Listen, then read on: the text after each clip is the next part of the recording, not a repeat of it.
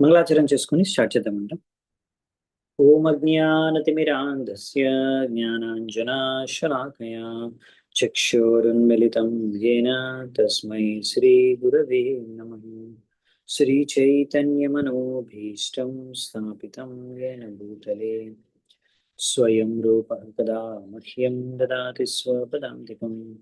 వందేహం శ్రీగురూన్ శ్రీయుతాపదకమలం శ్రీగురూన్ వైష్ణవాంశ శ్రీరూపం సాగ్రజాతం సహగణ రఘునాథాన్వితాం తం సజీవం సాద్వైతం సావధూతం పరిజనసహితం కృష్ణ చైతన్యదేవం శ్రీరాధా కృష్ణపాదాన్ సహగణ లలితా శ్రీ విశాఖాన్వితాంశ नमा ओं विष्णुपादाय कृष्णप्रेष्ठाय भूतले श्रीमते भक्तिवेदान्त स्वामिनिति नामिने नमस्ते सारस्वते देवे गौरवाणी प्रचारिणे निर्विशेष शून्यवादी पाश्चात्यदेशतारिणे नमो महावदन्याय कृष्णप्रेमप्रदायते कृष्णाय कृष्ण चैतन्य नामिने गौरत्विषे हे कृष्णा करुणा सिंधु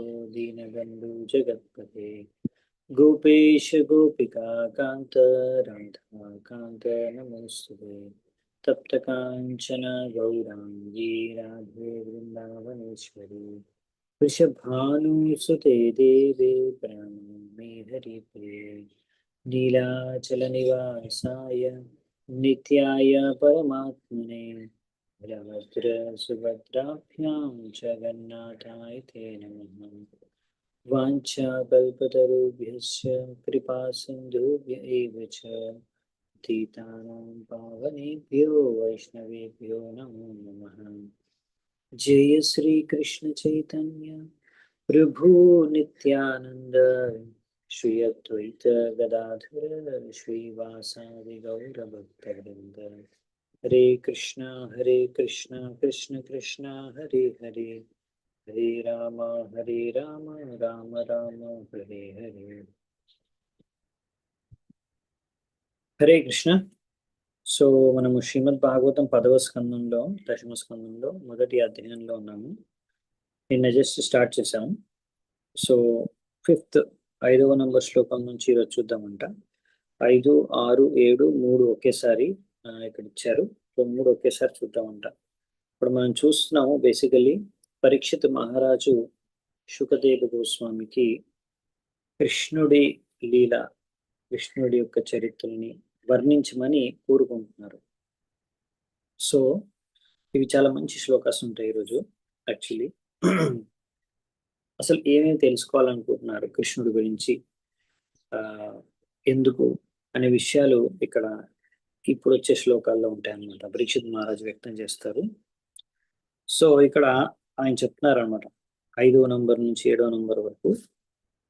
పితామహామే సమరే మరాంజయై దేవవ్రతాధ్యాతిరతైస్తిమింగిలైః దురత్యయం కౌరవ సైన్య సాగరం కృత్వా తరన్వత్సపదం స్మయత్ప్లవాః ద్రోణ్యస్త్ర విప్లుష్టమిదం మదంగం సంతాన బీజం కురు పాండవానాం చుగోపకుక్షిం గత ఆత్తచక్రో మాతుశ్చ మేయ శరణం గతాయాః వీర్యాని తస్యా కిల దేహవాజాం అంతర్బహిః పురుషకాలరూపై ప్రయచ్చతో మృత్యుం ఉతామృతం చ మాయా మనుష్యస్య వదస్వ విద్వన్.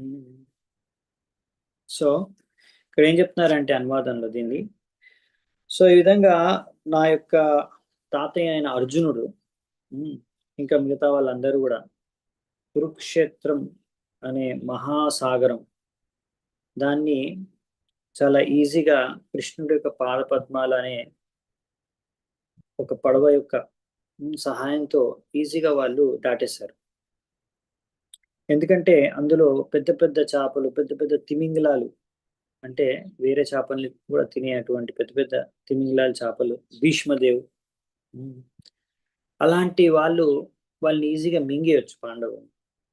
అంటే ఆ యుద్ధంలో భీష్మదేవుడు అలాంటి వాళ్ళు పాండవుల్ని కూడా చంపేయచ్చు. సో అంటే నా యొక్క తాతయ్యల్ని అలాంటి కురుక్షేత్రం అనే మహాసాగరం నుంచి బతికించాడు. ఆ భగవంతుడి యొక్క కృప ద్వారా వాళ్ళు బతికి ఆ సాగరాన్ని దాటగలిగారు. ఎలాగంటే ఒక వ్యక్తి అంటే ఒక గోష్పాద అంటే అది మన ఏముంటుంది కదా, ఆవి యొక్క దూడ యొక్క ఫుట్ ప్రింట్. దూడ తన యొక్క కాలు మీరు మట్టిలో బురదలో పెడితే ఒక చిన్న గుంత ఏర్పడుతుంది. అందులో కొద్దిగా నీళ్లు పడతాయి, అంతే, ఇంత నీళ్లు ఉంటాయి అంతే. దాన్ని దాటడం పెద్ద విశేషం కాదు, ఎవరైనా దాటచ్చు.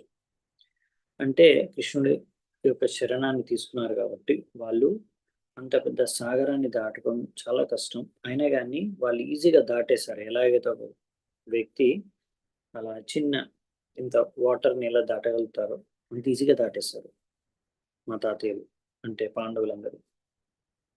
అలాగే నా తల్లి కూడా, అంటే ఉత్తర పరీక్షిత్ మహారాజు గర్భంలో ఉన్నప్పుడు ఆ తన్ని రక్షించమని కృష్ణుడు పాదపద్మాల పైన వేడుకున్నప్పుడు భగవంతుడు తన చేతిలో సుదర్శన చక్రం ఉంటుంది.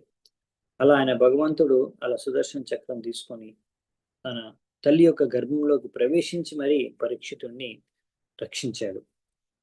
ఎందుకంటే పాండవుల వంశంలో ఇంకా లాస్ట్ మిగిలిన అతను పరీక్షితుడు గర్భంలో ఉన్నాడు, ఉత్తర యొక్క గర్భంలో. సో అశ్వత్థామ యొక్క బ్రహ్మాస్త్రం నుంచి కూడా కృష్ణుడే ఈ యొక్క పరీక్షితుడిని రక్షించాడు. సో అంటే కృష్ణుడికి పరీక్షితుడికి ఉన్న కనెక్షన్ కూడా ఇక్కడ వ్యక్తం చేస్తున్నారు అనమాట పరీక్షిత్ మహారాజు. ఈ విధంగా ఆయన కృష్ణుడు బయట కూడా ఉంటారు, లోపల ప్రతి ఒక్కరు హృదయంలో కూడా పరమాత్మ రూపంలో ఉంటారు, బయట విరాట్ రూపంలో ఉంటారు. ఈ మొత్తం సృష్టి అంతా కూడా ఆక్రమించుకొని ఉన్నారు. ఆయన ఒక్కడే అందరికీ కూడా ముక్తిని ప్రసాదించగలరు. ఆ ముక్తినైనా మృత్యు రూపంలో కూడా ఇవ్వచ్చు, లేకపోతే జీవితం రూపంలో కూడా ఇవ్వచ్చు, ప్రాణం ఇచ్చి కూడా ఇవ్వచ్చు. సో అందుకనే ఆయన యొక్క దివ్య లీలల్ని, కృష్ణుడి యొక్క దివ్య లీలల్ని, ఆయన యొక్క దివ్యత్వాన్ని నేను అర్థం చేసుకోవాలనుకుంటున్నాను. దయచేసి నాకు వర్ణించండి. అందుకే నేను కృష్ణుడి గురించి తెలుసుకోవాలనుకుంటున్నాను నేను పరీక్షిత్ మహారాజు ఇక్కడ వ్యక్తం చేస్తున్నాడు. ఎందుకంటే ఆయన నా లైఫ్ లో చాలా ఇంపార్టెంట్. మా తాతయ్యని రక్షించాడు, నన్ను రక్షించాడు గర్వంలో ఉన్నప్పుడు. సో ఆయన దివ్య లీలలు, దివ్యత్వాన్ని నేను అర్థం చేసుకోవాలనుకుంటున్నాను, దయచేసి వర్ణించండి. సో ఇక్కడ అందుకే చెప్పారన్నమాట, ఇది మనకు ఈ వత్స పదం. ఇక్కడ వత్స అంటే గోవత్స, దూడ, ఆవు యొక్క బిడ్డ అని ఒక వత్స పదం. దాని ఒక పాదంలో ఎంత నీళ్లు పడతాయని ఫుట్ ప్రింట్ లో. సో అది ఇక్కడ రాశారనమాట. అలా ఈజీగా దాటేయచ్చు ఎవరైనా సరే. అలా పాండవులు ఎలాగైతే భగవంతుడు కృష్ణుడి యొక్క శరణాన్ని తీసుకున్నారో అలాగే ఎవరైనా సరే ఈ సంసారంలో భగవంతుడికి శరణాగతం అయితే ఈ యొక్క సంసారాన్ని చాలా ఈజీగా, భౌతిక సాగరాన్ని చాలా ఈజీగా దాటేయచ్చు, ఏమాత్రం కష్టం లేకుండా. ఎందుకంటే ఈ యొక్క సంసారంలో ప్రతి ఒక్క పదంలో విపదం ఉందన్నమాట. అందుకే మన ఒక భాగవతం శ్లోకంలో ఇది వర్ణించారు. తర్వాత వస్తుంది ఈ శ్లోకం, ఇక్కడ రాశారు తాత్పర్యంలో ప్రభుపాదులు వారు. సమాశ్రితయే పద పల్లవ ప్లవం మహత్పదం పుణ్యయశో మురారే భవాంబుధిర్వత్స పదం పరం పదం పదం పదం యత్ విపదాం నతేషాం. సో అందుకనే ఇలా మనము భగవంతుడి యొక్క, కృష్ణుడి యొక్క శరణాగతి మనం తీసుకుంటే అహం త్వాం సర్వపాపేభ్యో మోక్షయిషామి మా శుచః అని కూడా భగవంతుడి కృష్ణుడు అర్జునుడికి భగవద్గీతలో చెప్పారు. సో ఆ విధంగా అందుకనే పాండవులు, అర్జునుడు తీసుకున్నారు భగవంతుడి యొక్క శరణాన్ని. అలాగే వాళ్ళు సురక్షితంగా ఉండగలిగారు. అలాగే ఇప్పుడు పరీక్షిత్ మహారాజు కూడా తన యొక్క ఆఖరి రోజులో భగవంతుడి కృష్ణుడికే సంపూర్ణంగా శరణాగతం అవ్వాలనుకుంటున్నారు. సో ఇలా అంతకాలంలో అంటే పోయే కాలంలో మన జీవిత కాలం యొక్క అంతిమ సమయంలో భగవంతుడిని, నారాయణుణ్ణి, కృష్ణుణ్ణి, విష్ణువుని స్మరించుకోగలగడం అనేది మనము అది ఎలా కలుగుతుంది? పరీక్షిత్ మహారాజు ఎలా అతను ఇప్పుడు లాస్ట్ డేస్ లో ఆయనకు 7 days ఉన్నాయంటే ఈ 7 days నేను ఇంకా కృష్ణుడిని మాత్రమే స్మరించుకోవాలనుకుంటున్నాను, కృష్ణుడు ఆయన లీలల్నే వినాలనుకుంటున్నాను. ఇప్పుడు మనం ఇంకా చెప్తారు కూడా పరీక్షిత్ మహారాజు వచ్చే శ్లోకాలు కూడా మనం చూస్తాము. ఎంత ఎంత ఆయనకి ఇంట్రెస్ట్ ఉంది, ఆయన దీనికి ఎంత ఇంపార్టెన్స్ ఇస్తున్నాడు, నేను కృష్ణుడి గురించి వినాలనుకునే దానికి ఎంత ఇంపార్టెన్స్ ఇస్తున్నాడు అనే విషయాలు చెప్తారు. సో ఇక్కడ పరీక్షిత్ మహారాజుల అంతే నారాయణ కాలే అంతే నారాయణ స్మృతి, లాస్ట్ లైఫ్ లో నారాయణుడినే స్మరించుకోవాలి, కృష్ణుడినే స్మరించుకోవాలని అనుకుంటున్నాడు. ఎందుకంటే ఆయన చిన్నప్పటి నుంచి అలా కృష్ణుడు యొక్క చేతనతో, కృష్ణ భావనామృతంతో ఆయన బతికాడు కనుక. సో మనము ప్రతిరోజు భక్తి మాల చేసుకోవడం, హరే కృష్ణ జపం చేసుకోవడం, భక్తి చేసుకోవడం, కృష్ణుడి గురించి వినడం, దీని యొక్క ఫలితం ఏంటంటే మనం అంతిమ సమయంలో మనకి ఇంకా వేరే టెన్షన్స్ అనేవి రాకుండా మనకు న్యాచురల్ గా కృష్ణుడి గురించి ఆలోచించుకోవాలి. యాక్చువల్లీ చాలా మంది వయసు అయిపోయినప్పుడు ఒకవేళ వాళ్ళు కృష్ణ భావనామృతంలో లేకపోతే, భక్తి మార్గంలో లేకపోతే వాళ్ళకి టెన్షన్స్ పెరిగిపోతాయి అన్నమాట. ఏమవుతుంది, నాకేమవుతుంది, నేను చనిపోతానేమో, తను రక్షించుకోవాలనే ఒక టెన్షన్ తపన. అలాగే నేనే వెళ్ళిపోతే నా పరివారం వాళ్ళకి ఏమవుతుంది, వాళ్ళను చూసుకుంటారు, వాళ్ళు ఎలా బతుకుతారు, అదొక టెన్షన్. మళ్ళీ అలాగే వాళ్ళ బిజినెస్, మా బిజినెస్ ఏమైపోతుంది, ఎంతో కష్టపడి నేను ఇన్ని సంవత్సరాలు కష్టపడి బిజినెస్ అంతా నేను ఎస్టాబ్లిష్ చేశాను, ఇప్పుడు నా బిజినెస్ ఏమైపోతుంది. అలాగే వాళ్ళు సంపాదించిన డబ్బు, సంపద, సంపత్తి, ప్రాపర్టీ, ల్యాండ్, ఇలాంటివన్నీ కూడా ఏమైపోతాయి అనే టెన్షన్. ఆ టెన్షన్లో వాళ్ళు చూస్తూ ఉంటారు, ఒక్కొక్కసారి కళ్ళ ముందు కూడా వినాశనం అయిపోతూ ఉంటాయి. వాళ్ళు అలా ఇప్పుడు మృత్యువు దగ్గరకు వెళ్తూ ఉంటారు, వాళ్ళు ఏం చేయలేకపోతూ ఉంటారు. సో టెన్షన్స్ పెరిగిపోతుంటాయి. ఇంకా వాళ్ళకి అర్థం కాదనమాట. అప్పుడు ఆ టైంలో భగవంతుడిని కూడా గుర్తుంచుకోలేకపోతుంటారు చాలాసార్లు. సో అందుకనే, ఎందుకంటే వాళ్ళు ఎప్పుడు కూడా భక్తి గురించి, కృష్ణుడి గురించి తెలుసుకోలేదు, ఆలోచించుకోలేదు, అర్థం చేసుకోలేదు దాని యొక్క ప్రాముఖ్యత, జీవితం యొక్క విలువలు. సో వాళ్ళు లాస్ట్ మూమెంట్ వరకు కూడా అలా టెన్షన్స్ లో బతికి చనిపోతూ ఉంటారు. సో అలా కాకుండా ఇప్పుడు పరీక్షిత్ మహారాజు మాత్రం అలా ఓన్లీ కృష్ణుడి గురించి నేను ఆలోచిస్తున్నాను, నాకు ఇంకా వేరే అవసరం లేదు ఇంకా ఆలోచన. ఎందుకంటే నాకు దగ్గర ఇప్పుడు ఓన్లీ 7 days ఉంది. ముందంటే టైం ఉండే కాబట్టి అన్ని రకాల విషయాలు, రాజ్యాన్ని పరిపాలించడం అన్ని చూసుకునేవాడిని. కానీ ఇప్పుడు నా దగ్గర ఓన్లీ 7 days ఉన్నప్పుడు ముఖ్యమైనది ఏంటంటే అదొకటే చేయాలి. సో ఆయన న్యాచురల్ గా వేరే విషయాలు అన్నిటి గురించి ఆలోచించకుండా ఓన్లీ కృష్ణుడి గురించి వినాలి, తెలుసుకోవాలి, కృష్ణ భావన, కృష్ణ స్మృతిలోనే ఉండాలి లాస్ట్ 7 days కంప్లీట్ గా 24/7 అనే విషయాన్ని ఆయన చేయగలిగాడు. ఆ స్థితిలో చేరుకోగలిగాడు. ఎందుకంటే యాక్చువల్లీ ఆయన చిన్నతనం నుంచి భగవంతుడు కృష్ణుడి యొక్క ఆరాధన, భక్తి చేసుకున్నాడు. సో అందుకే మనం రోజు భక్తి చేసుకోవడం యొక్క ఫలితం ఏంటంటే అంతే అంతకాలంలో లాస్ట్ టైంలో అంతే నారాయణ స్మృతి, ఇలా మనకు ఇదే మన యొక్క రిజల్ట్ అన్నమాట. మనం చేసుకున్న భక్తి యొక్క రిజల్ట్.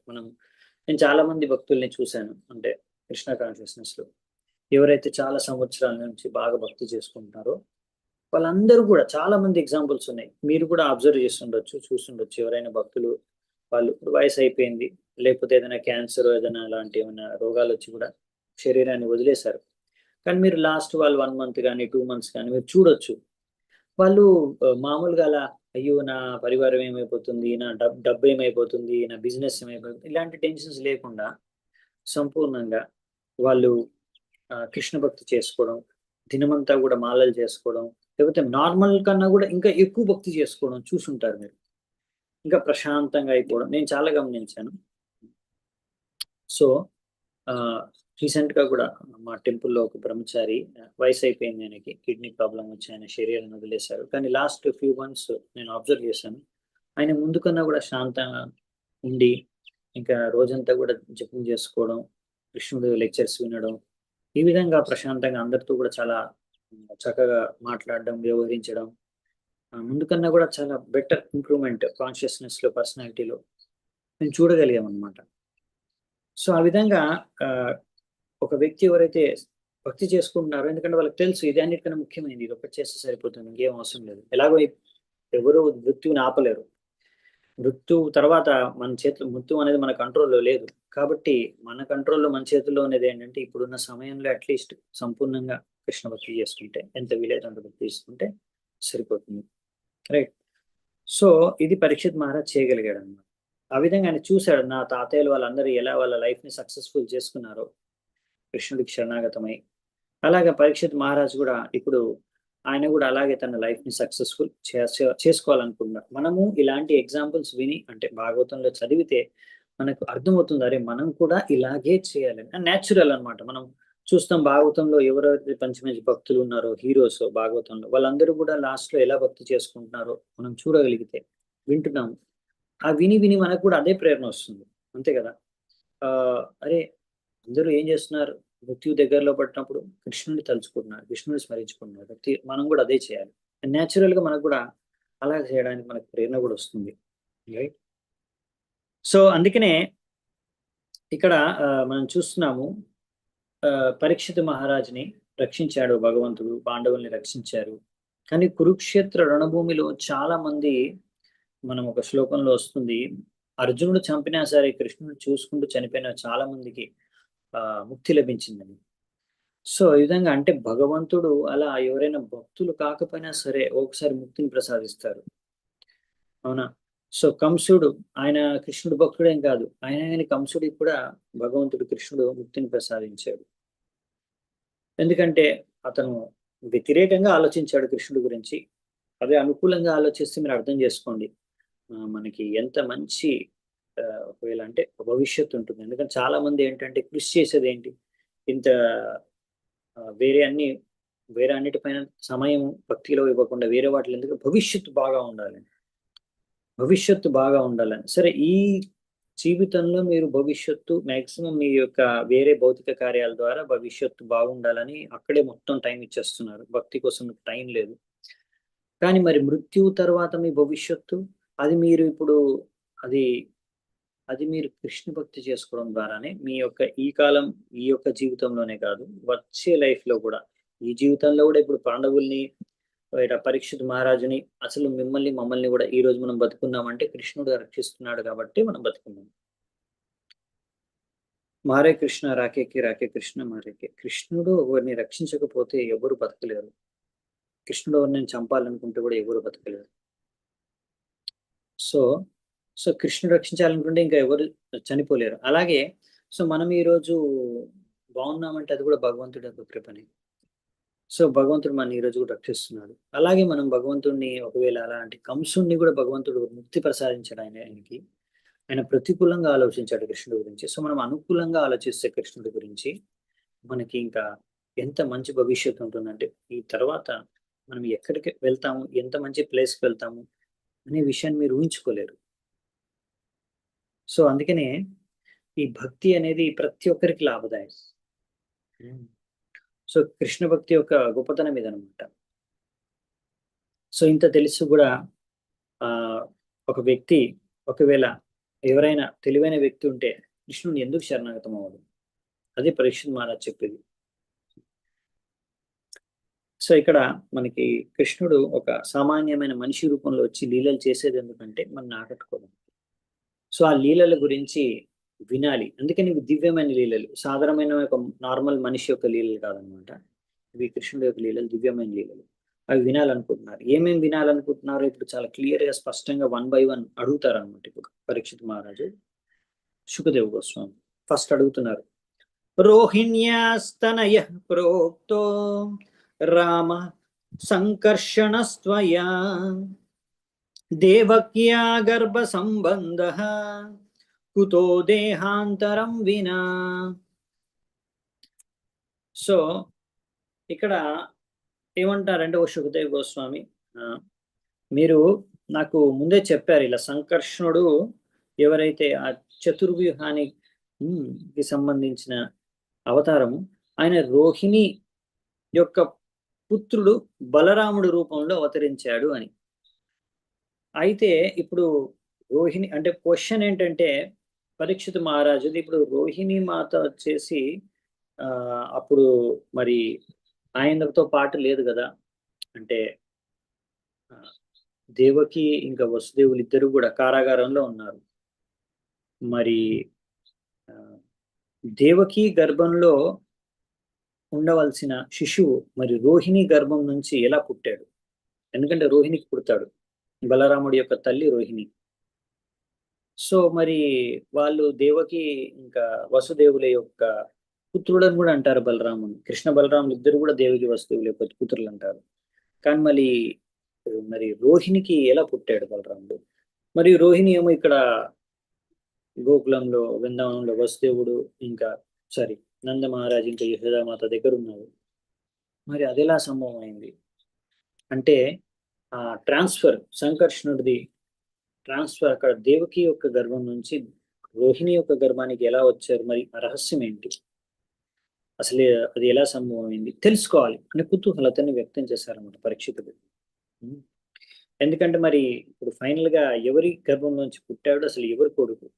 బలరాముడు దేవకి పుత్రుడా రోహిణి పుత్రుడా? ఇద్దరి పుత్రుడని అంటారు. ఒక చోట రోహిణి పుత్రుడు అంటారు, ఇంకో చోట దేవకి పుత్రుడు అంటారు. మరి ఎవరి పుత్రుడు? ఎలా ఇద్దరి పుత్రుడయ్యాడు అనే విషయాన్ని తెలుసుకోవాలి అని అడుగుతున్నాను. అంటే బలరాముడి యొక్క జన్మ రహస్యాన్ని తెలుసుకోవాలనుకుంటున్నారు. సో దాని గురించి వర్ణించండి. ఇంకేం తెలుసుకోవాలనుకుంటున్నారు అంటే ఇవన్నీ కూడా అందుకని శుకదేవ గోస్వామి వర్ణిస్తాడు, ఎందుకంటే పరీక్షిత్ మహారాజు అడుగుతున్నాడు కాబట్టి. ఇంకా ఎలాంటి పరిస్థితుల్లో ఎలాంటి ఉద్దేశంతో అడుగుతున్నారో మనం చూడొచ్చు.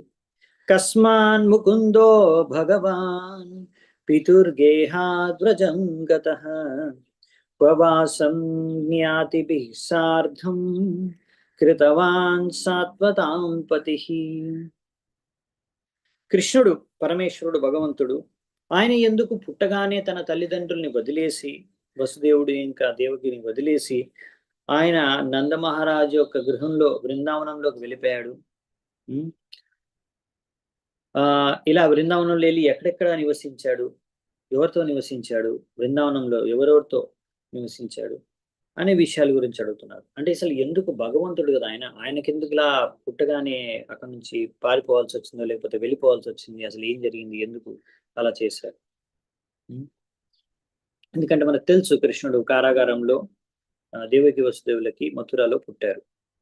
కానీ తర్వాత ఆయనని వెంటనే ఆ రోజు పుట్టినరోజు రాత్రికి రాత్రే ఆయన అర్ధరాత్రి పుడితే ఆ అర్ధరాత్రికి అర్ధరాత్రే వసుదేవుడు కృష్ణుని తీసుకొని యమునా నది దాటి అక్కడికి నందగ్రామంలోకి అంటే వసుదేవుడు నందమహారాజ్ దగ్గరికి వెళ్ళేసి వసుదేవుడు నందమహారాజ్ దగ్గరికి వెళ్ళేసి ఆయన ఇప్పుడు గోకులంలో ఉన్నారు, అక్కడ వెళ్ళి ఆయన వాళ్ళ ఇంట్లో వదిలేస్తారు.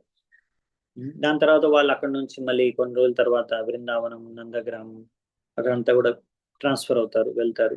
సో విషయం ఏంటంటే మరి ఆ అలా ఎందుకు ఎలా వెళ్ళారు, ఏం జరిగింది, ఎందుకు ఇంకా ఎక్కడ ఈ విషయాలు తెలుసుకోవాలనుకుంటున్నారు. సో అందుకనే అక్కడ బృందావనానికి వెళ్ళిన తర్వాత మళ్ళీ ఇంకా తర్వాత ఎక్కడెక్కడికి వెళ్ళారు అంటే ఫైనల్ గా అక్కడ నుంచి తర్వాత మథురాకు వస్తారు, మళ్ళీ ద్వారకకు కూడా వెళ్తారు. సో బేసికల్లీ మొత్తం కృష్ణుడి యొక్క చరిత్ర అంతా కావాలని తెలుసుకోవాలని అడుగుతున్నారు. మొత్తం మనకు డీటెయిల్ గా వర్ణించండి, ఏదో బ్రీఫ్ కాదు. అంటే ఆల్రెడీ ఒకసారి చాప్టర్ లో లైట్ గా షార్ట్ ఫామ్ లో చెప్పేశారు కృష్ణుడు గురించి, ఆయన ఏం చేశాడు అనేది. నాకు అలా కాదు, డీటెయిల్ కావాలి, ప్రతిదానికి రీజన్ కావాలి. బలరాముడు పుట్టిన దానికి రహస్యం ఏంటి, కృష్ణుడు ఎందుకు పుట్టాడు, ఎలా వెళ్ళాడు, అక్కడి నుంచి ఎందుకు వెళ్ళాడు, ఎక్కడికి వెళ్ళాడు, ఎవరితో ఉన్నాడు, నాకు అన్ని కావాలి, డీటెయిల్ గా చెప్పండి. అందుకని ఇప్పుడు శ్రీమద్ భాగవతంలో ఈ 10వ స్కందం అనేది చాలా పెద్దది, అన్నిటికన్నా 12 స్కందాల్లో 10వ స్కందం అన్నిటికన్నా పెద్ద స్కందం. ఇందులోనే కృష్ణుడి యొక్క సంపూర్ణమైన చరిత్ర ఉంటుంది. అఫ్ కోర్స్ కృష్ణుడు భగవద్ధామానికి తిరిగి వెళ్ళే విషయం మాత్రం 11వ స్కందంలో వస్తుంది, కంటిన్యూ అయిపోతుంది. కానీ కృష్ణుడు చేసిన అన్ని లీలల్ని, మెయిన్ లీలలన్నిటి కూడా ఈ 10వ స్కందంలోనే కవర్ చేశారు శుకదేవ గోస్వామి. శుకదేవ గోస్వామి పరీక్షిత్ మహారాజుకి అందుకనే కృష్ణుడి గురించి చాలా విస్తారంగా చెప్తారు. ఏ అవతారం గురించి కూడా శ్రీమద్ భాగవతంలో అంత విస్తృతంగా వర్ణించబడలేదు, ఎంత విస్తృతంగా అయితే కృష్ణుడి గురించి తెలిపారు. కృష్ణుడి గురించి అక్కడక్కడ వింటూనే ఉంటాం మిగతా స్కందాల్లో కూడా. కాకపోతే 10వ స్కందం ఎక్స్క్లూజివ్ ఓన్లీ కృష్ణుడి లీలలు. అందులో మొత్తం 90 అధ్యాయాలు ఉన్నాయి. మొత్తం భాగవతంలో 335 అధ్యాయాలు ఉంటే అందులో 90 అధ్యాయాలు ఈ 10వ స్కందంలో మాత్రమే ఉన్నాయి. ఆ 90 అధ్యాయాల్లో ఫస్ట్ 40 అధ్యాయాలు వచ్చి బృందావనంలో కృష్ణుడు చేసే లీలల గురించి ఉంటుంది. దాని తర్వాత ఈ మిగతా 50 అధ్యాయాలు తర్వాత కృష్ణుడు ద్వారకాలో వెళ్ళిన తర్వాత అక్కడ చేసిన లీలల గురించి ఉంటుంది. సో ఈ విధంగా మొత్తం 90 అధ్యాయాల్లో కృష్ణుడి యొక్క అన్ని లీలల్ని వర్ణించడానికి శుకదేవ గోస్వామి ప్రయత్నించారనమాట విస్తృతంగా. సో మనం ఇప్పుడు మొదల్లో ఉన్నాం, ఫస్ట్ చాప్టర్ లో ఉన్నాం. కృష్ణుడి యొక్క జన్మ ఎలా జరిగింది అనేది ఇప్పుడు వస్తుంది ఈ అధ్యాయంలోనే. కొన్ని ఈ ప్రశ్నల తర్వాత జవాబులు ఇస్తూ మొదలు పెడతారు శుకదేవ గోస్వామి. ఈ రోజు మాత్రం ఈ ప్రశ్నల పాటు ఇంకా ఏమేమి తెలుసుకోవాలనుకుంటున్నారో పరీక్షిత్ మహారాజు మనం చూద్దామంటే, ఎందుకంటే అవే విషయాల గురించి శుకదేవ గోస్వామి తర్వాత చెబుతారు. నెక్స్ట్ 10వ నంబర్ శ్లోకం. వ్రజే వసన్ కిం అకరోన్ మధుపుర్యాం చ కేశవః భ్రాతరం చావధీత్ కంసం మాతురద్దాతదర్హణం. ఇప్పుడు ఇక్కడ ఏమడుగుతున్నారంటే, భగవంతుడు కృష్ణుడు బృందావనంలో మరియు మథురాలో రెండు చోట్ల నివసించారు. మరి అలా బృందావనం నుంచి మథురకు ఎందుకు వెళ్ళారు? అలా వెళ్ళారు, అక్కడికి వెళ్ళి కంసుడిని ఎందుకు చంపారు? ఎందుకంటే కంసుడు వచ్చేసి తన తల్లి యొక్క అన్నయ్య కదా, అంటే మేనమామ అవుతాడు కంసుడు. ఎవరైనా తన మేనమామనే చంపుకుంటారు, అది సరేనా? సరైందేనా? శాస్త్రాల్లో అలా మేనమామని చంపమని రాశారా?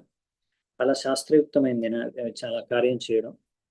సో సొంత మేనమామని ఎందుకు చంపాడు? ఎందుకంటే మేనమామ కూడా ఒక తండ్రికి సమానమైన వ్యక్తి.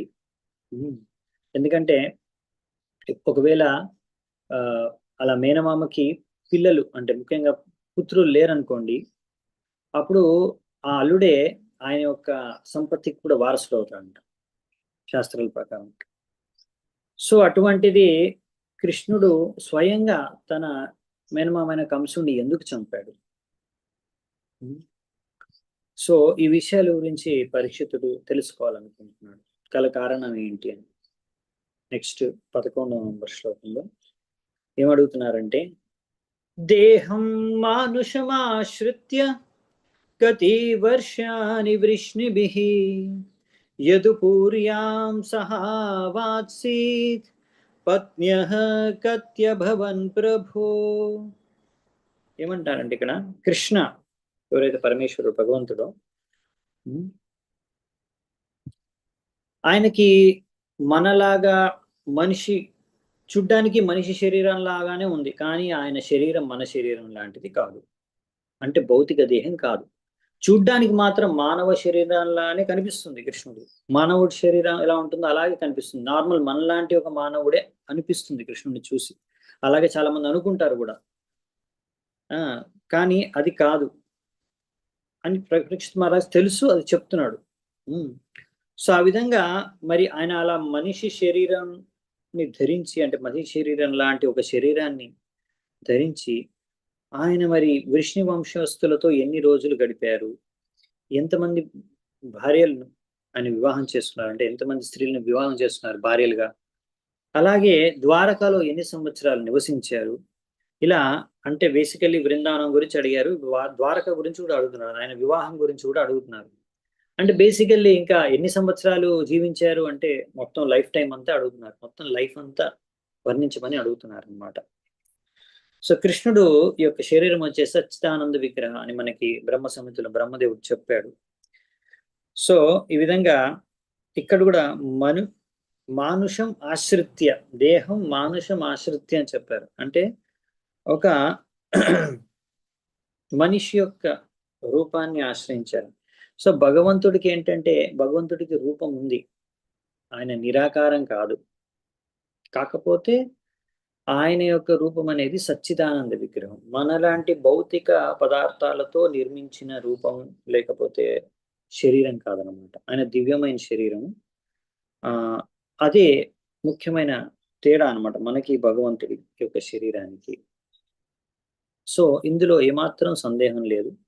కాబట్టి అందుకని ఇక్కడ పరీక్షిత్ మహారాజ్ చెప్తారు అనమాట, మనలాంటి శరీరాలానే కనిపిస్తుంది, కానీ ఆయన దివ్యమైన శరీరం, మనలాంటి శరీరం కాదు భగవంతుడిది. సో అలాంటి మనలాంటి శరీరాన్ని ధరించి, అంటే అలాంటి మనిషిలాగా కనిపించే అవతారంలో కృష్ణుడు మరి ఇక్కడ మాత్రం మిగతా సామాన్య మనుషులందరితో పాటు ఈ పృథ్వీ లోకం పైన అవతరించి అలా వృష్ణి వంశస్థులతో ఎన్నో రోజులు గడిపారు.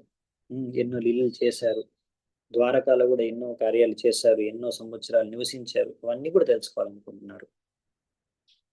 నెక్స్ట్ 12వ శ్లోకం. ఏతదన్యచ్చ సర్వం మే మునే కృష్ణ విచేష్టితం వక్తుమర్హసి సర్వజ్ఞ శ్రద్ధధానాయ విస్తృతం. సో ఇక్కడ ఏం చెప్తున్నారంటే, ఓ మహాముని, మీకు కృష్ణుడి గురించి సర్వం తెలుసు. సో మీరు దయచేసి నేను మిమ్మల్ని అడిగిన విధంగా ఏవేవి తెలుసుకోవాలని కోరుకుంటున్నానో వక్తుం అర్హసి, మీరు అన్ని కూడా నాకు దయచేసి మీరు వర్ణించగలరు, వర్ణించండి. ఎందుకంటే మీరు సర్వజ్ఞులు, మీకు అంతా తెలుసు. ఇంకా మీ పైన నాకు సంపూర్ణమైన శ్రద్ధ ఉంది. ఇంకా నేను కొన్ని విషయాలు అడిగాను కృష్ణులు ప్రత్యేకంగా, ఇవి వర్ణించండి అని. ఇంకా కొన్ని విషయాలు నేను అడగలేదు కృష్ణుడి గురించి, కానీ కృష్ణుడి గురించి మీకు ఎంత తెలుసో మీకు అంతా తెలుసు, మీరు అంతా వర్ణించగలరు, నాకు మొత్తం వర్ణించండి. అంటే ఏది మిస్ చేయకండి. నేనేదో క్వశ్చన్ ఏదో అడగలేదు కృష్ణుడి గురించి అని ఆ పార్ట్ మిస్ చేయకండి. నేను అడగని విషయాల గురించి కూడా, అడిగిన విషయాల గురించి కూడా సర్వం కృష్ణుడి గురించి సంబంధించింది మీ దగ్గర మీకు తెలిసిందంతా నాకు చెప్పేసేయండి అని పరీక్షిత్ మహారాజ్ అడుగుతున్నారు అనమాట. సో ఈ విధంగా నాకు సంపూర్ణమైన నమ్మకం ఉంది. ఇంకా నాకు చాలా వినాలనే కుతూహలత కూడా చాలా ఉంది. సో ఇవి రెండు వ్యక్తం చేస్తున్నారు. నాకు నమ్మకం ఉంది, శ్రద్ధ ఉంది, మరియు నాకు ఇంట్రెస్ట్ కూడా ఉంది, కుతూహలత కూడా ఉంది అనమాట. సో ఈ రెండు విషయాలను ఇక్కడ వ్యక్తం చేస్తున్నారు అంత పరీక్షిత్ మహారాజు. సో మీరు నాకు వర్ణించండి అని చెప్తున్నారు. ఇంకా తన ఇంట్రెస్ట్ ని వ్యక్తం చేస్తూ ఇంకో శ్లోకంలో చెప్తున్నారు. 13వ నంబర్ శ్లోకం. నైష్యాతి దుఃఖసః క్షున్మాం త్యక్తోదం అపి బాధతే పిబంతం త్వన్ముఖాం భోజ చ్యుతం హరికథామృతం. చాలా మంచి శ్లోకం ఇది. ఇక్కడ ఏం చెప్తున్నారంటే, ఇప్పుడు నేను మృత్యువుకు చేరువలో ఉన్నాను, దగ్గరలో ఉన్నాను. ఈ సమయంలో నేను నీరు తాగడం కూడా మానేశాను, నీళ్లు కూడా తాగట్లేదు. ఎందుకంటే ఇప్పుడు నేను ఈ కృష్ణుడి యొక్క అమృతాన్ని తాగుతున్నాను, కృష్ణుడి లీలామృతాన్ని తాగుతున్నాను. కాబట్టి ఇది ఇప్పుడు నేను తాగుతున్నాను కాబట్టే ఎంతో కఠినమైన ఆకలి దాహాన్ని కూడా నేను భరించగలుగుతున్నాను, వాటిని అధిగమించగలిగాను. ఇలాంటివి ఎంతో కష్టం తట్టుకోవడం, ఆకలి దాహం. కానీ అవి నన్ను బాధ పెట్టట్లేదు. ఇక్కడ క్లియర్గా చెప్పారన్నమాట ఈ విషయాన్ని. నేను తాగుతున్నాను, పిబంతం త్వాన్ముఖాంబోజం, నేను ఇలా పిబంతం అంటే తాగుతున్నాను అని ఇలా ప్రెసెంట్ టెన్స్ లో చెప్పారనమాట. విశ్వనాథ్ చక్రవర్తి ఠాకూర్ చెప్తారు కరెక్ట్ గా క్లియర్ గా చెప్తున్నారు. ఏమని? నేను తాగుతున్నాను, ఎందుకంటే తాగడం ఆపేశాను అనుకో వెంటనే ఆకలి దాహం అన్ని గుర్తుకొస్తాయి. ఎంతసేపు కృష్ణ కథని నేను తాగుతున్నాను, అమృతాన్ని సేవిస్తున్నాను, పిబంతం, అప్పటి వరకే ఆకలి దాహం నుంచి నేను తట్టుకోగలను. ఒక్కసారి ఇది ఆపేశారంటే వెంటనే ఆకలి దాహం అన్ని గుర్తుకొచ్చేస్తాయి. సో ఈ పాయింట్ చాలా ఇంపార్టెంట్ అనమాట. ప్రభుపాల్ వారు దీని గురించి రాస్తారు చాలా క్లియర్గా. దీని యొక్క ప్రాముఖ్యత గురించి, అంటే కృష్ణుడి యొక్క కథలో నిమగ్నం అయిపోయి మనము కథామృతం వింటూ ఉంటే కృష్ణుడి లీలను వింటూ ఉంటే మనకి ఆకలి నిద్ర ఏమి ఉండవు. సో ఈ విధంగా అంటే ఆధ్యాత్మిక జీవితం అలా ఉంటుంది. ఒక ఎగ్జాంపుల్ అనమాట. పరీక్షిత్ మహారాజు ఒక ఉదాహరణ. అంటే అలా ఎవరైనా సంపూర్ణంగా నిమగ్నం అయిపోతే వాళ్ళ చేతన ఇంకా వేరే చోట లేకుండా సంపూర్ణంగా కృష్ణ కథ వినడంలోనే ఇంకా వాళ్ళకి ఆకలి నిద్ర కూడా కలగదు. కానీ ఒకవేళ అది అలా నిమగ్నం అవ్వకపోతే ఆకలి నిద్ర దాహం అన్ని గుర్తుకొస్తాయి. అవునా? ఇంకా వాటిని తట్టుకోవడం చాలా కష్టం. ఒకవేళ మనకి కోర్స్ ఒకరోజు ఉపవాసం చేస్తే ఓకే చేయొచ్చేమో. అయినా మీరు చూస్తారు, ఒకవేళ మీరు పాండవ నిర్జల ఏకాదశి చేస్తుంటే ఆ రోజు మీకు ఎంత కష్టంగా ఉంటుందో, స్టార్టింగ్ లో ఉండకుండా లాస్ట్ లో ఇంకా పోనీ ఆ రోజంతా చేసినా కానీ నెక్స్ట్ డే మార్నింగ్ లేచినప్పుడు మాత్రం ఇంకా ఎప్పుడు అది పారాయణ సమయం అయిపోతుంది, 5 6 అది ఏ టైం అయితే 5 o'clock 6 o'clock ఎప్పుడు అయిపోతుంది, ఎప్పుడు నేను మళ్ళీ ఏమైనా నీరు కానీ తాగలుగుతానా, ఏమైనా ప్రశాంతం తీసుకోగలుగుతానా, ఎప్పుడు ఎప్పుడని ఇంకా ఎదురు చూస్తూ ఉంటారు. ఉమ్, నీరసంగా అయిపోతారు వ్యక్తులు. ఇంకా వీక్నెస్ కూడా ఉంటుంది, ఇంకా ఆకలి దాహం అన్ని అప్పుడు తట్టుకోలేరు. ఇంకా ఇంకా ఒక్కొక్క నిమిషం కూడా చాలా ఒక్కొక్క యుగంలాగా అనిపిస్తుంది అనమాట. సో పాయింట్ ఏంటంటే చాలా కష్టం. ఉమ్, కాసేపు అంటే ఓకే, కానీ ఇప్పుడు పరీక్షిత్ మహారాజు ఆ, ఇప్పుడు నిద్ర కూడా మానేశారు, పడుకోవడం కూడా మానేశారు, ఆకలి అంటే తినడం మానేశారు, నీళ్ళు తాగడం కూడా మానేశారు. సో అది ఒక రోజు కాదు, ఇప్పుడు ఆల్మోస్ట్ చెప్పాలంటే 7 రోజుల్లో ఇప్పటి వరకు 9 cantes అయిపోయాయంటే మినిమం 4 రోజులన్నా అయిపోయి ఉంటుంది. ఇది 5వ రోజు మోస్ట్లీ ఉండొచ్చు. ఉం? సో మీరు అర్థం చేసుకోవచ్చు, అంటే ఆల్రెడీ 4 days పైన అయిపోయింది, ఆయన నిద్ర, ఆహారం, నీళ్లు తాగడం అన్ని మానేశారు. ఆ, ఇంకా ఎంత యాక్టివ్గా చూడండి మీరు. మనం ఒక రోజు తినకుండా నెక్స్ట్ డే పొద్దున ఇంకా దేని మీద ఫోకస్ రాదు, అంటే దేని మీద కాన్సన్ట్రేట్ చేయలేము. ఇంకా ఫస్ట్ నీళ్ళు తాగాలి, లేకపోతే ఏమైనా ప్రశాంతం తీసుకుంది, దాని తర్వాత మనకి ఎనర్జీ వస్తుంది, ఇంకా ఫోకస్ వస్తుంది, వేరే దాని మీద ఏదైనా ధ్యానంగా వినొచ్చు, చూడొచ్చు, చేయొచ్చు. ఇంకా వేరే వాటిపైన మనకి ధ్యానమే వెళ్ళదు. సో కానీ ఇక్కడ పరీక్షిత్ మహారాజు మనం అర్థం చేసుకోవచ్చు, ఆయనకి ఎంత ఆతృత ఉంది, ఎంత వినాలి, కృష్ణ కథ వినాలి అని ఎంత కోరిక ఉంది. అటు ఒక వైపు నుంచి మృత్యు దగ్గరలో వెళ్ళిపోతున్నాడు, దాని గురించి టెన్షన్ లేదు. ఇంకోవైపు ఆకలి, నిద్ర, ఇంకా దాహం ఏమీ లేకుండా అవన్నీ కూడా వదిలేసి అన్నిటికీ అతీతంగా ఎలా కృష్ణ భావనామృతంలో పరీక్షిత మహారాజు ఉండగలుగుతున్నాడు అని, అంటే పరీక్షిత మహారాజు ఒక ఉదాహరణ ఎలా అది సంభవం అనేది ఒక వ్యక్తికి. సో మనం ట్రై చేయకూడదు, ఎందుకంటే మనం పరీక్షిత్ మహారాజు యొక్క లెవెల్లో లేం కాబట్టి మనం ట్రై చేస్తే మనకు అది సూట్ అవ్వదు, సెట్ అవ్వదు, రిస్క్ అయిపోతుంది, అది మనకి ప్రాబ్లమ్స్కి గురి చేయొచ్చు. కాకపోతే మనం అర్థం చేసుకోవచ్చు, ఇలా ఒక వ్యక్తి కృష్ణ భావనామృతంలో నిమగ్నం అయిపోతే అలా నిద్ర, ఆకలి, దాహం అంటే ఏమీ లేకుండా కూడా అలా భక్తి చేసుకోవచ్చు. అంటే భక్తి లైఫ్లో, స్పిరిచువల్ లైఫ్లో ఆ ఈ నిద్ర, ఆకలి అనే బాధలు ఉండవు అన్నమాట, దాహం అనే బాధలు కూడా ఉండవు వ్యక్తికి.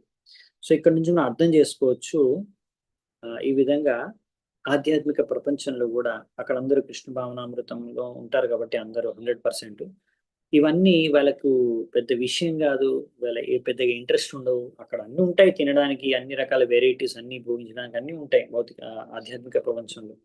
భౌతిక ప్రపంచంలో కన్నా కూడా అన్ని రకరకాల వస్తువులు అన్ని కూడా శ్రేష్టంగానే ఉంటాయి. అయినా వాటిపైన ఇంట్రెస్ట్ ఉండవు జనానికి. ఇంట్రెస్ట్ అంతా కృష్ణుడి కథ శ్రవణం చేయడానికి. మనము వేరే అధ్యాయాలు కూడా నేర్చుకున్నాము, చదివాము. అలా చిన్మయ జగత్తులో అలా అందరూ కూడా ఎలా జీవిస్తారు అని, అన్ని సౌకర్యాలు ఉన్నా కానీ అందమైన స్త్రీలు, అందమైన పురుషులు ఉంటారు. అంటే అక్కడ ఏరోప్లేన్స్ ఉంటాయి, ఏరోప్లేన్స్ లో తిరుగుతూ ఉంటారు. అంటే అక్కడ అన్ని సౌకర్యాలు, అన్ని వసతులు, అన్ని అద్భుతంగా ఉన్నా కానీ వేటిపైన కూడా వారి దృష్టి, ఆకర్షణ అనేది వెళ్ళదన్నమాట. వాళ్ళ దృష్టి, ఆకర్షణ అంతా కూడా సంపూర్ణంగా కృష్ణుడి యొక్క సేవ, కృష్ణుడి యొక్క శ్రవణం, కీర్తనలోనే నిమగ్నం అయిపోయి ఉంటుంది. వేరే వాటికి వాళ్ళు అంటే ఆకర్షితులు అన్నమాట. సో అలా ఇప్పుడు మనం పరీక్షితు మహారాజు ఒక ఉదాహరణ దానికి. ఇక్కడే ఉండి, అంటే మన ఈ భౌతిక ప్రపంచంలో ఈ భూమి మీద ఉండి కూడా ఆయన ఆ స్థాయిని సాధించగలిగాడు. అది ఇప్పుడు మనము చూడగలుగుతున్నాం అన్నమాట. సో మనం దీంతో అర్థం చేసుకున్నది అంటే భౌతిక స్థలంలో మనం భౌతిక చేతన, భౌతిక స్థలంలో కోర్స్ మనకు శరీరం ఉంది, ఇంకా మనం ఆర్టిఫిషియల్ గా అంటే పరీక్షిత్ మహారాజుని ఇమిటేట్ చేయకూడదు, ఆయన చేసిన విధంగా మనం కూడా చేయకూడదు. ఒకవేళ మనకి కూడా అలాంటి అదే నేను కూడా అలాగే అన్ని మానేసి కృష్ణుడు భక్తి చేసుకుంటూ నేను ఇంకా ఉంటాను అంటే అది కుదరదు మనకి, ఎందుకంటే మనం ఆర్టిఫిషియల్ గా చేయలేము అలా. కాకపోతే దీని నుంచి మనం అర్థం చేసుకోవచ్చు ఏంటంటే ఈ ఆధ్యాత్మిక మార్గానికి, కృష్ణ భక్తికి ఎవరైనా ఆ స్థలానికి చేరుకుంటే అది సంభవం. అంటే నిద్ర, ఆకలి ఇవన్నీ కూడా వాళ్ళకి బాధ పెట్టవు. సో యాక్చువల్లీ అసలు అందరికీ ఆకలి దాహం ఏంటంటే ఈ ఆధ్యాత్మికత, ఈ కృష్ణ కథ దొరకకపోవడం ద్వారా వాళ్ళు ఎన్నో రకాలుగా వాళ్ళ ఆ దాహాన్ని ఆకలిని తీర్చుకోవడానికి ప్రయత్నిస్తున్నారు, కానీ అసంతృప్తితో మిగిలిపోతున్నారు. అదే వాళ్ళు కృష్ణ కథామృతం అనేది సేవనం చేస్తే వాళ్ళకి అసలైన ఆకలి దాహం అనేది తీరిపోతుంది అన్నమాట. దేని గురించి అయితే వాళ్ళు అన్ని చోట్ల వెతుకుతున్నారు. సో అందుకనే ఈ కృష్ణ కథామృతం అనేది చాలా ఇంపార్టెంట్ అన్నమాట. సో ఇక్కడ అందుకే చెప్తున్నారు, ఇక్కడ దాన్ని పోల్చారు కూడా, అమృతాన్ని పోల్చారు కదా ఇక్కడ. లాస్ట్ కి రాశారు, పిబంతం త్వన్ముఖాంభోజచ్యుత హరికథామృతం. అచ్యుత యొక్క హరికథామృతం, అచ్యుతం అన్నా కూడా కృష్ణుడే, హరి అంటే కృష్ణుడే. కృష్ణుడి యొక్క కథామృతం, కృష్ణుడి కథ అమృతంతో సమానం అని చెప్పారు. అందుకే అంటే ఒకవేళ మీకు అమృతం లభించింది అంటుంది, ఇంకా మీకు ఆకలి దాహం ఏ ఉండవు. సో అంటే కృష్ణుడి యొక్క కథ అమృతంతో సమానం అనమాట. సో అందుకనే ఇక్కడ చెప్తున్నారనమాట, మనకు ఇక్కడ భాగవతంలో ముందు ఒకసారి చదువుకున్నాము. ప్రహ్లాద్ మహారాజు ఈ శ్లోకాన్ని చెప్తారు. మతిర్ణ కృష్ణే పరతస్వతో వా మితో బిభత్యేత గృహవ్రతానాం అదాంత గోభిర్విశతాంత మిశ్రం పునః పునశ్చర్విత చర్వనానాం. చాలా ఫేమస్ శ్లోకం. పరీక్షిత్ మహారాజ్ అంటాడు, అసలు ఎందుకు ఒక వ్యక్తి కృష్ణుడి కథ మరి వినదలుచుకోలేదు, వినడానికి ఇంట్రెస్ట్ ఎందుకు లేదు? ఒక వ్యక్తికి ఎందుకు ఇంట్రెస్ట్ లేదు? కృష్ణుడి కథ ఎందుకు వినరా అంటే వినడు ఎందుకు? ఫస్ట్ థింగ్ ఏంటంటే వాళ్ళ ప్రాబ్లం ఏంటంటే వాళ్ళ మతి కృష్ణుడి వైపు వెళ్ళదు. ఎందుకు? మతిర్న కృష్ణే పరతస్వతోవా. పరత అంటే పరులు చెప్పారు, అరే విను కృష్ణుడి గురించి అంటే వినరు. సొంతంగా కూడా వినే అవకాశం లేదు, వినడానికి ప్రయత్నించరు. ఒకరు చెప్పినా వినరు, సొంతంగా కూడా ప్రయత్నించరు. మితోభిపత్యేత గృహవ్రతానాం. వాళ్ళు ఎప్పుడు చూసినా ఈ విధంగా మెటీరియలిస్టిక్ లైఫ్, గృహవ్రతానాం అంటే గృహం పైన వారి యొక్క భౌతిక విషయాలు, వస్తువులు, వాటిపైనే వారికి ఆసక్తి. వాటి ద్వారా వాళ్ళు ఎక్కువగా ఆసక్తులై ఉంటారు కనుక వాళ్ళు ఇంకా అదాంత గోబిర్ విశతాంత మిశ్రం. అదాంత గోబిర్ అంటే వారి యొక్క ఇంద్రియాల్ని, గో అంటే ఇంద్రియాలు అనమాట, అదాంత అంటే అవి కంట్రోల్లో లేవు ఇంద్రియాలు. ఇప్పుడు వాళ్ళ పాయింట్ ఏంటంటే నాకు ఇప్పుడు ఇది వాళ్ళకి ఇప్పుడు వాళ్ళ ఇంద్రియాలు ఏవైతే చెప్తున్నాయో ఆ కార్యాలు చేయడానికి వాళ్ళు బానిసలైపోతున్నారు. తద్వారా వాళ్ళ ఇంద్రియాలు వేటికి భౌతిక వస్తువులు, విషయాలు, వ్యక్తులతో ఆసక్తమైపోయి ఉన్నాయో వాటిలోనే వారి యొక్క చేతన, వారి యొక్క కార్యాలన్నీ కూడా నిమగ్నమైపోయి ఉన్నారు. సో అలాంటి వారు కృష్ణుడి కథ వినడానికి వాళ్ళు ప్రయత్నించరు, ఇంకొకరు చెప్తే కూడా వినరు. అలాంటి వారు విశతాం తమిశ్రం. తమిశ్రం అంటే ఇప్పుడు వాళ్ళు ఎటుపోతుంది వాళ్ళ జీవితం అంటే వాళ్ళ భవిష్యత్తు అంటే నరకానికి, వాళ్ళు నరకం వైపు ప్రయాణిస్తున్నారు ఇలాంటి వారు. సో ఇలాంటి వారికి మనము చాలా కష్టం అన్నమాట. సో వాళ్ళు ఏం చేస్తున్నారంటే నమిలినదే మళ్ళీ నములుతున్నారు. పునశ్చర్విత చర్వనానం. ఏం నమిలిందే నములుతున్నారంటే దీనికి ముందు కూడా ఎన్నోసార్లు వాళ్ళకి జన్మలు వాళ్ళు ఎత్తారు, రకరకాల శరీరాల్లో వాళ్ళు తిరిగారు. ఏం చేశారు? అదే ఆహార నిద్ర భయమైతుంది, అవి ఇప్పుడు కూడా చేస్తున్నారు ఈ శరీరంలో కూడా. అది చేసిందే మళ్ళీ చేస్తున్నారు, కొత్తగా ఏం చేయట్లేదు. కొత్తగా ఏమైనా చేయాలంటే భక్తి అనేది కొత్తగా చేయడం. మిగతావన్నీ ఆల్రెడీ చేశాం రకరకాల దేహాల్లో, ఇప్పుడు చేస్తున్నాం అదే మళ్ళీ ఇంకో దేహం కూడా అదే చేస్తాం. సో ఇవి కాకుండా స్పెషల్గా ఏమైనా వేరే వెరైటీగా ఎక్స్ట్రా ఏమైనా చేయాలంటే అది కృష్ణ కథను శ్రవణం చేయడం, భక్తి చేసుకోవడం. లేకపోతే ఇంకా అందులో విశిష్ట ఏముంది, మళ్ళీ మనిషి శరీరం దొరికి కూడా పునశ్చరిత చర్వనానం. ముందు చేసింది మళ్ళీ చేస్తాం, తర్వాత కూడా అదే చేస్తాం, నరకానికి వెళ్తాం. సో అందుకనే ఇలా జనాలు ఇలా మళ్ళీ మళ్ళీ చావడం, పుట్టడం, అదే సైకిల్లో చక్రంలో తిరుగుతూ ఉన్నారు. ఈ తిరగడం అనేది ఎప్పుడు ఆగుతుందంటే కృష్ణ కథ శ్రవణం చేసినప్పుడు, కృష్ణ భక్తి గ్రహించినప్పుడు. సో అదే ఇక్కడ ప్రభుపాల్ వారు రాస్తున్నారు అనమాట. ఒకవేళ ఒక వ్యక్తి, మనం కృష్ణుడు ప్రభుపాల్ వారు రాస్తున్నారు, ఎవరైతే ఇలా కృష్ణ కథను సేవించారో మనం చూడొచ్చు, వాళ్ళు వాళ్ళకి ఇంకా భౌతిక కోరికలు, ఇంట్రెస్ట్, భౌతిక విషయాల పట్ల ఆసక్తి అనేది వెళ్ళిపోతుంది. తద్వారా ఆ వాళ్ళు కృష్ణ భక్తిలో నిమగ్నమైపోయి వాళ్ళు ఇప్పుడు ఆ భౌతిక కల్మషాల నుంచి ముక్తి పొంది ఆనందంగా వాళ్ళు గడుపుతున్నారు.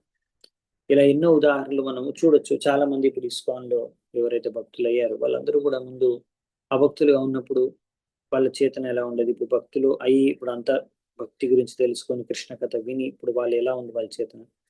సో ఇప్పుడు ఏంటంటే వాళ్ళు ఆనందంగా ఉన్నారు భక్తులు. దానికి ఇది ఉదాహరణ అనమాట. అందుకే వాటికి ఇంకా వేరే వాటి పట్ల ఇంట్రెస్ట్ లేదు. ఎందుకంటే మనకు అల్టిమేట్లీ ఎక్కడైతే మనకు ఆనందం లభిస్తుందో మన మనస్సుకి, ఉమ్, హృదయానికి, ఎక్కడైతే మనకు ఆనందం కలుగుతుందో మనం అక్కడే ఇంట్రెస్ట్ చూపిస్తాం, అంతే కదా. ఇక్కడ మనకు ఆనందం దొరుకుతున్నప్పుడు ఇంకా వేరే వాటి గురించి మనం అంత పెద్దగా ఆసక్తి అవ్వకుండా ఉంటాం. వాటిపైన మనకు ఆసక్తి లేదు, అలా అనమాట. కాకపోతే చాలా మంది ఎవరైతే ఇంకా కృష్ణ భక్తిలోకి రాలేదో వాళ్ళు ఏంటంటే అర్థం చేసుకోలేరు. వాళ్ళు అనుకుంటారు ఈ భక్తి అనేది ఏదో బ్రెయిన్ వాషింగ్, ఇస్కాన్ లోకి వెళ్తే ఏదో వాళ్ళు మళ్ళీ మార్చేస్తారు, ఏం చెప్తారో తెలియదు, బ్రెయిన్ వాష్ చేస్తున్నారు, మైండ్ ని కంట్రోల్ చేస్తున్నారు అని అనుకుంటున్నారు. కానీ ఇక్కడ ఎందుకంటే వాళ్ళు ఒకసారి ఇస్కాన్ లోకి వెళ్ళిపోతే ఈ భౌతిక విషయాలు, వస్తువుల పట్ల ఇంట్రెస్ట్ చూపించట్లేదు కాబట్టి ఇంట్రెస్ట్ వెళ్ళిపోతుంది. జనాలు భయపడిపోతున్నారు. కానీ యాక్చువల్లీ అదే కావాలి. భౌతిక వస్తువులు, విషయాలు, జగత్తు పైన ఇంట్రెస్ట్ వెళ్ళిపోవాలి, భగవంతుడి పైనే ఇంట్రెస్ట్ అవ్వాలి. అది ఆ ఇక్కడ భక్తులు చాలా ఆనందంగా ఉన్నారు భగవంతుడి పైన ఇంట్రెస్ట్ వచ్చి. అందుకని అభక్తులకు అర్థం కావట్లేదు, ఏంది వీళ్ళు అసలు భౌతిక వస్తువులు, విషయాలు, సంపత్తి వీటి పట్ల పెద్దగా ఆసక్తి లేదు, ఇంట్రెస్ట్ చూపించరు.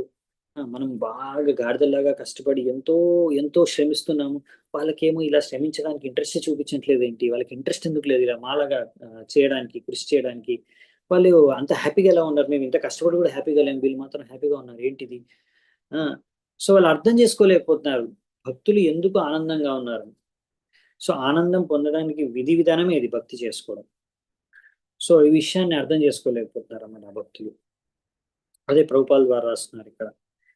సో ఇక్కడ అంత ఆనందంగా ఉన్నారు అంటే పరీక్షిత్ మహారాజు ఒక ఉన్నతమైన, అన్నిటికన్నా బెస్ట్ ఉదాహరణ అనమాట. ఆయన ఎంత ఆనందంగా ఉన్నాడంటే ఆకలి నిద్ర కూడా మానేశాడు. ఇంకా మీరు అర్థం చేసుకోవచ్చు అంటే కృష్ణ కథామృతంలోనే ఆయన ఎంత ఆనందాన్ని పొందుతున్నాడు అంటే ఆకలి నిద్ర దాహం కూడా ఆయనకు కలగట్లేదు. ఇంకా ఆయన చెప్తున్నాడు, మీరు కంటిన్యూ చేయండి, ఆపకండి, ఎందుకంటే దీని వల్లనే నేను ఆకలి నిద్ర దాహం నుంచి ముక్తి పొంది, ఎందుకంటే ఈ కృష్ణ కథామృతాన్ని నేను తాగుతున్నంత వరకు ఇంకా వేరే ఏమీ నాకు అవసరం లేదు. సో ఆ స్థరానికి పరీక్షిత్ మహారాజ్ చేరుకున్నాడు. సో మనము అర్థం చేసుకోవచ్చు అలాంటి స్థరానికి చేరుకోవచ్చు ఒక వ్యక్తి అని. సో నెక్స్ట్ శ్లోకం చూద్దామంట, 14వ శ్లోకం. సూత ఉవాచ ఏవం నిశమ్య భృగుమందనః సాధువాదం వైయాసకీ స భగవానత విష్ణురాతం ప్రత్యర్చ్య కృష్ణచరితం కలికల్మషగ్నం వ్యాహర్తుమారావట భాగవత ప్రధాన. వ్యాహర్తుమారభట భాగవత ప్రధాన.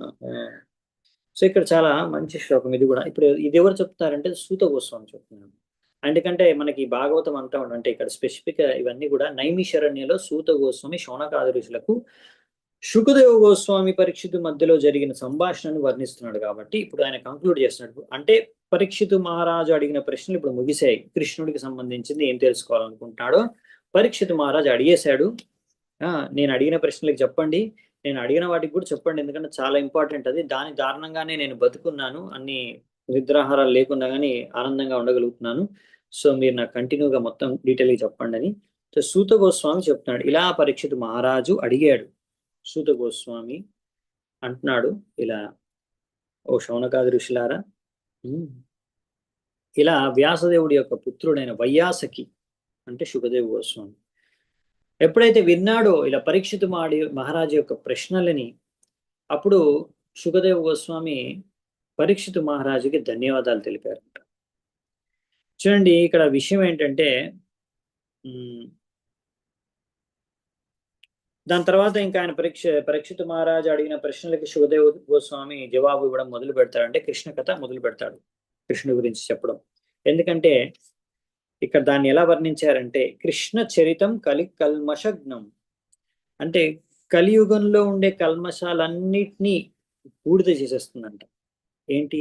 కృష్ణుడి యొక్క చరితం, కృష్ణుడి యొక్క చరిత్ర. అంటే కృష్ణుడికి లీలకు ఉన్న శక్తి ఏంటంటే కల్మష నాశనం, కల్మషాలన్నీ కూడా నాశనం చేసేస్తుంది. కృష్ణ కథ యొక్క పవర్ అదనమాట. చాలా మంది ఏవో యజ్ఞాలు పూజలు అవి ఇవి చేస్తుంటారు అనమాట కలియుగంలో యొక్క సమస్యలు నుంచి బయటపడడానికి. కానీ ఏం అవసరం లేదు యాక్చువల్లీ. ఏ యజ్ఞాలు, ఏ పూజలు, ఏ వ్రతాలు ఏం అవసరం లేదు. ఒకటే చాలు, కృష్ణ కథ ఉంటే సరిపోతుంది. కృష్ణుడి కథ మనం శ్రవణం చేస్తున్నాం, కీర్తనం చేస్తున్నాం అంటే చాలు. అంతా అందులో అన్ని యజ్ఞాలు, అన్ని పూజలు, అన్ని వ్రతాలు అందులో అయిపోయాయి. ఒక వ్యక్తి కృష్ణుడు నామాన్ని ఉచ్చరిస్తున్నాడు, కృష్ణుడి కథ శ్రవణం చేస్తున్నాడు అంటే అన్ని యజ్ఞాలు, అన్ని పూజలు, అన్ని వ్రతాలు అన్నీ అయిపోయాయి. ఇంకేం అవసరం లేదు, చేయాల్సిన అవసరం లేదు యాక్చువల్లీ చెప్పాలంటే. అదే మన యొక్క స్పెసిఫికల్లీ కలియుగంలో, ఇంకా వేరేవన్నీ వర్కౌట్ అవ్వవు, ఇది ఒక్కటే వర్కౌట్ అయ్యేది. మనకి ఇక్కడ చూపిస్తున్నాడు పరీక్షిత్ మహారాజు. ఏ యజ్ఞాలు చేయట్లేదు ఆయన, ఓన్లీ సంకీర్తన యజ్ఞం చేస్తున్నాడు అన్నమాట. ఇది ఒక్కటే పనిచేస్తుంది కలియుగంలో. ఇదే కలి యొక్క కల్మశాలని సంపూర్ణంగా నాశనం చేస్తుంది అనమాట. సో చాలా మంది ఈ విషయాన్ని చెప్పకుండా ఏవేవో చేయమని చెప్తూ ఉంటారు. వాళ్ళందరూ భోగస్వాములు, గురువులు అనమాట. కృష్ణుడి కథ శ్రవణం చేయకుండా ఇంకేదో చేయాలి, మీకున్న ఈ దోషాలు, కల్మషాలు అనేది ఏం అవసరం లేదు. కృష్ణుడి కథ సరిపోతుంది, కృష్ణ భావనామృతం సరిపోతుంది అనమాట. ఓకే, అదే ఇక్కడ చెప్తున్నారనమాట. సో ఇంకొక ముఖ్యమైన విషయం ఏంటంటే ఇక్కడ వ్యాహర్తం, ఇక్కడ మనకి ఎవరు అడిగారంట? వైయాసకిస భగవాన్ అత విష్ణు రాతం. ఈ సుఖదేవ గోస్వామిని అడిగింది ఎవరు? పరీక్షిత్ మహారాజునికి ఏమని వర్ణించాడు? విష్ణురాతం అంటే విష్ణువు పట్ల, కృష్ణుడి పట్ల ఎంతో రతి, ఆసక్తి కలిగి ఉన్న వ్యక్తి అన్నమాట. అంటే కృష్ణుడి గురించి వినాలి వినాలి వినాలని ఆసక్తి కలిగి ఉన్న వ్యక్తి. సో ఒక ఇద్దరు వ్యక్తులు చెప్పేవారు, వినేవారు ఎలా ఉండాలి? వినేవాళ్ళు ఏమో ఆసక్తితో ఉండాలంటారు. పరీక్షిత్ మహారాజు లాగా ఎంతో ఆసక్తితో ఉండాలంట వినేవాళ్ళు. అలాగే చెప్పేవాళ్ళు ఎలా ఉండాలంటే ఇక్కడ సుఖదేవ గోస్వామి లాగా భాగవత ప్రధాన అంటే ముఖ్యమైన ఒక శుద్ధ భక్తుల్లాగా, శుద్ధ భక్తులో ప్రధానమైన భక్తుడు సుఖదేవ గోస్వామి. సో ఒక విధంగా చెప్పాలంటే పరీక్షిత్ మహారాజు ఒక గొప్ప భక్తుడు, సుఖదేవ గోస్వామి ఒక గొప్ప సాధువు.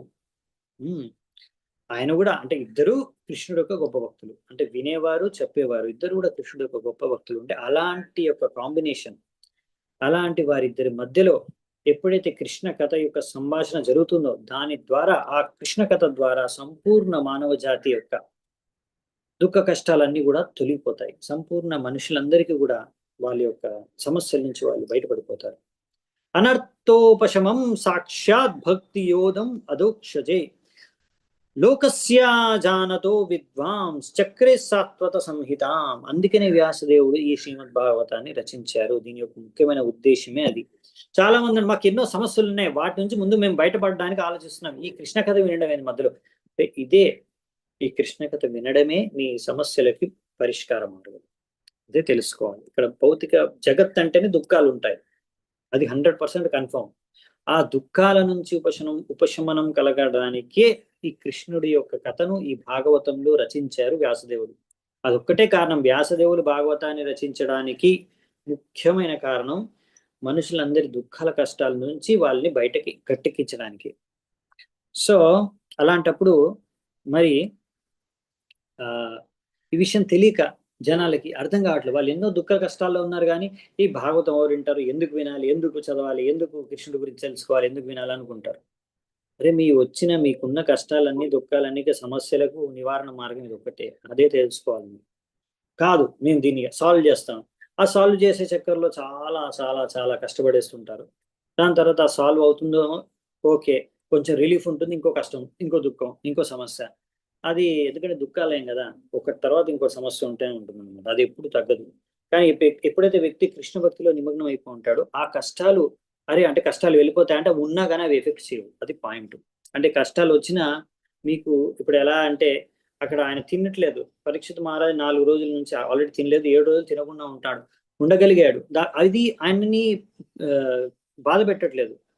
ఆకలి, దాహం, నిద్ర అనేది ఆయన వేధించలేకపోతున్నాయి.